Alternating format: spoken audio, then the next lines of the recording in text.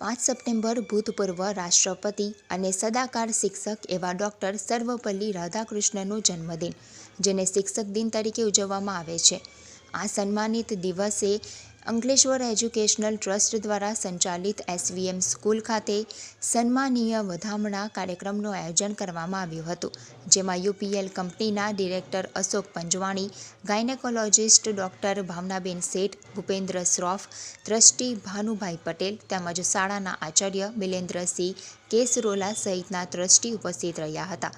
આ કાર્યક્રમમાં આ શાળાનું ઉત્તમ નજરાનું એવું શાળા મેગેઝિન વિવેક અમૃતમનું મહાનુભાવોના હસ્તે વિમોચન કરવામાં આવ્યું હતું. તેમજ અંકલેશ્વર એજ્યુકેશનલ ટ્રસ્ટ દ્વારા આ શાળામાં ફરજ બજાવી ચૂકેલ વયનિવૃત્ત સારસ્વત શિક્ષકોનું શાલ ઓઢાડીને સન્માનિત કરાયા હતા અને શાળામાં 25 વર્ષ પૂર્ણ કરનાર કર્મનિષ્ઠ શિક્ષકોને પ્રમાણપત્ર અને પુરસ્કારથી સન્માનિત કરવામાં આવ્યા હતા.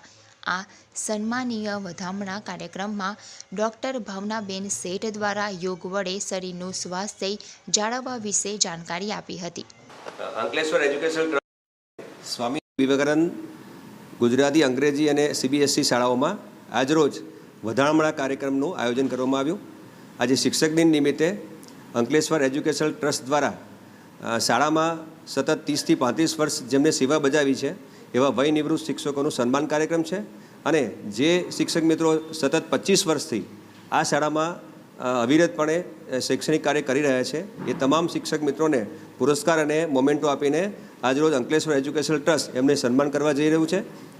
અને આજરોજ સ્વામી વિવેકાનંદ ગુજરાતી માધ્યમ શાળાએ વિવેકા અમૃત કરીને એક મેગેઝિન બનાવ્યું છે.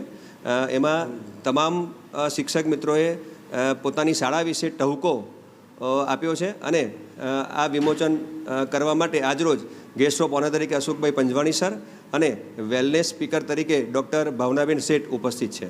આભાર.